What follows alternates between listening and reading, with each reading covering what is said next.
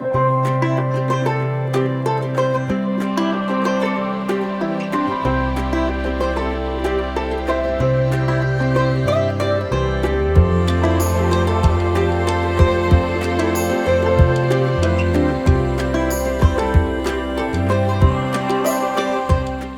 guys, it's Maxine here from the zoo. Welcome to our latest zoo news update. I'm in the office today because it's Bank Holiday Monday and typically it's raining. So rather than doing a walk around, I've got lots of shots to show you that I've filmed over the past few weeks. It's been a really good few weeks. We've had a lot of people through the doors, which has been really good. So thank you very much to everyone who has come along, and anyone who hasn't come along, then there's still loads to see, so come on down and get your tickets pre-booked. So we've welcomed 2 new species. I showed you last time we had a brand new exhibit that was going out the front next to the main entrance, which was like an octagon exhibit. We got 5 animals in from Five Sisters Zoo, which is a zoo in between Edinburgh and Glasgow, and it was an animal that we had wanted for a while. It's been on my dad's list for a long time, which is the Prairie Dog. And Prairie Dogs notoriously love digging out of enclosures and escaping in zoos. It's just something that they do. So we've built a special, like, proper cement-based solid unit so they can't actually get out of there. Fingers crossed. For those of you who don't know, we're a small family-run zoo, and me and my mum and dad lived in the States for a while. We lived in Kansas. It was the most boring state out of all 50 states. It was the least visited state.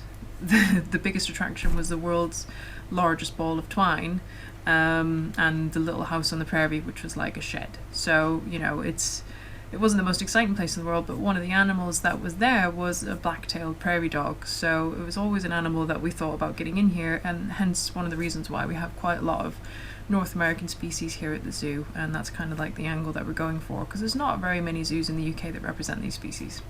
So we thought, you know, really good exhibit, quite an active species that people will be able to see as you first enter the zoo. So they arrived okay, all down from Scotland. Put them in the enclosure all right. Not happy. There's only one in here. Oh. Marco Pierre White. Is he a famous chef? Yes. Prairie dogs are really good cooks, you know. Yeah? Oh, Yeah. sorry. There we go. You're right, Mum. Watch your foot. There we go.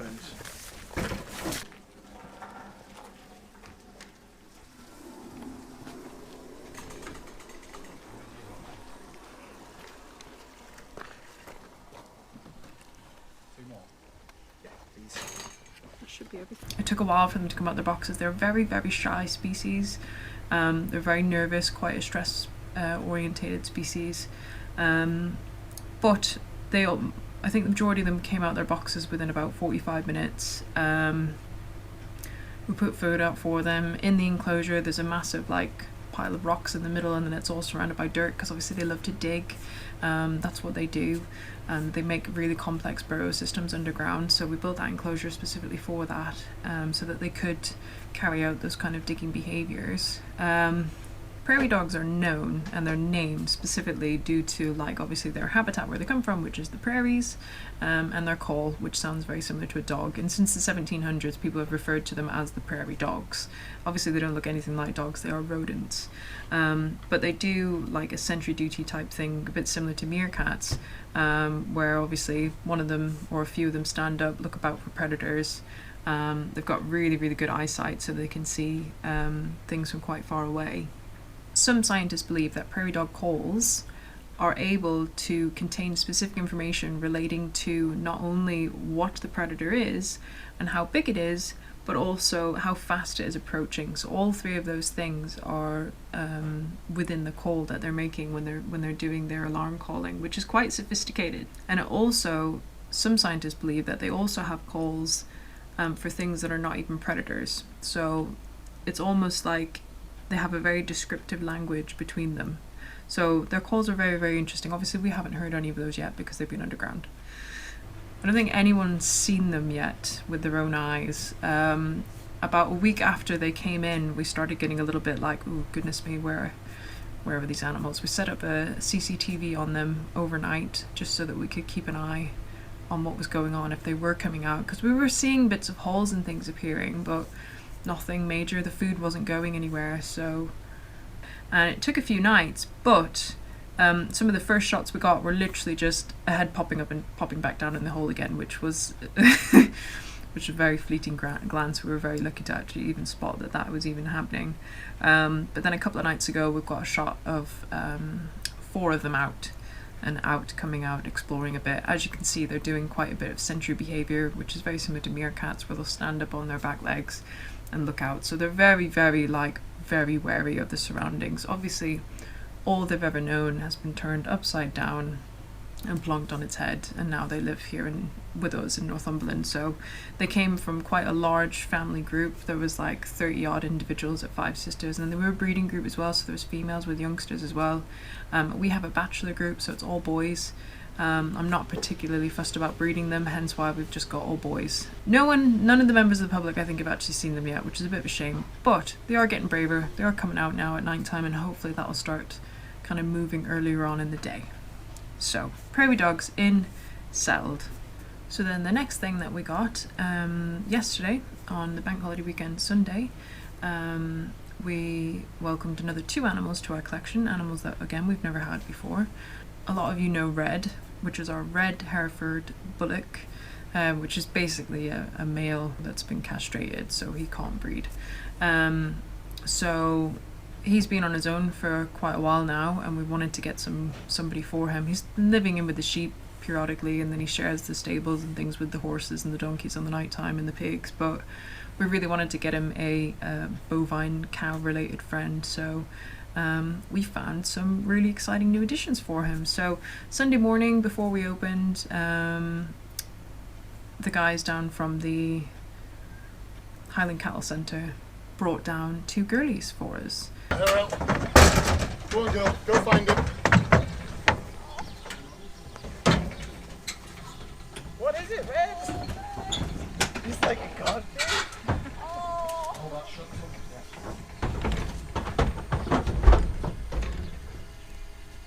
Alright, this one's coming. Go on, girl. Out you go.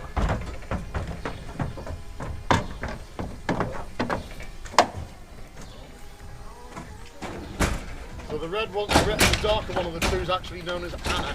Okay. But the other one hasn't had a name. And it's safe to say that Red was very excited about it and very, very happy. He was chasing them around the paddock for ages. It was the most exercise that he's had in a very long time. So we're hoping that he's going to trim up and get his 6-pack here in no time, and so he can impress the girlies. But obviously, like I said, we can't breed them because he's not intact. So Highland Cows are a Scottish breed of cattle, originating from the Scottish Highlands and the Outer Hebrides, and they have long horns and a really long shaggy coat, which is ideal for the conditions up in the regions in Scotland. So they're super hardy, and they're mainly bred for beef. They can come in lots of different colours, even though they're like got a ginger furry coat. Their woolly coats are distinguished in several different colours, so they can be red, ginger, black, dun, yellow, white, grey, silver or tan. So lots of different colours. The 2 girls that we have are red and yellow. The red one already has a name. Her name is Anna, but the yellow one doesn't have a name. So currently on our Facebook page, if you nip over there, we're having a naming competition where we've selected a few names that you guys can choose from to help us name the yellow Highland cow. 2 girlies are only young, so they're less than a year old. So they've got a bit of growing to do, but they are going to be firm favourites, I believe, among the visitors and staff. And Red seems to be very, very happy about having some new friends. In fact, he was quite tired quite quickly yesterday from chasing them around and had to have a lie down for quite some time. So you must come along and see them, because yeah, Highland Cows at Northumberland Zoo. Cracking. In other news, obviously since we've reopened, we've had a bit of an issue with vandalism. One of our meerkat windows was broken by a member of the public, which is really frustrating. It's hard when obviously you put everything that you've got into, you know, making a place and making a visitor attraction. And I think sometimes people come here and think that we're some massive corporate entity that, you know, has endless fountains of money, but it doesn't really work like that. You know, we are family run and we put everything we've got into this place. So it is hard, and it's hard to not take it personally when someone does that, you know, to the zoo. So it can be frustrating. But, you know, on the same hand, we had a really, really awesome letter from the Snow Leopard Trust last week, basically saying thank you so much for your donation. I've got it here actually. And basically acknowledging, you know, that what we've done is awesome, because we made a donation to the Snow Leopard Trust at the beginning of April, which equated to $3,337. And we're supporting the long-term ecological study. So they're increasing snow leopard camera trap surveys to identify key populations and conservation needs. They're looking to better understand snow leopard ecology, behavior, and patterns of land use. They're examining prey selection of wild snow leopards and prey population estimates. And they're also increasing ranger patrolling and monitoring for any potential threats, including illegal hunting or mining. So, you know, this is why we're here. This is what makes it all worthwhile, is that, you know, obviously the more visitors come here, the more that we can support conservation programs like this. So it was really nice to get that letter from the Snow Leopard Trust, which is obviously based out in Washington. And obviously you guys are helping us do that, which is amazing. That's not the only conservation thing we've got going on at the moment. Obviously our new native species building is well on the way. We're hoping to have it open for mid-May, but obviously it just depends on how we get on with time. Obviously we've been quite busy these last few weeks. The honeybee hive that we're making is coming along really, really nicely. We've got a colony waiting to move into it as soon as we've got that built, so that'll be a really, really nice exhibit for people to see when you come down. The crayfish is pretty much all lined up and they're ready to move in, and they're coming from Bristol Zoo. Yeah, so there's a lot of positive things happening, and it's all exciting, and we've just got confirmation on another endangered species that's going to be moving in later on this year. So, you know, onwards and upwards. It's just been a bit of a troubling time this last year, but no, it's looking bright and it's looking good now. So yeah, if you haven't already, then please do subscribe to this channel, because everything helps us, and obviously then you can stay tuned for any new updates and see what's happening here and see what we're up to, because there's always something going on.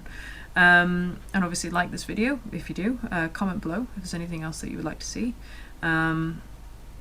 And if you would like to pre-book your visit to the zoo, you just go on to northumberlandzoo.co.uk and you can pre-book through the main page there. And yeah, come along and see the Highland Cows and the Prairie Dogs for yourself. Hopefully the Prairie Dogs will be out.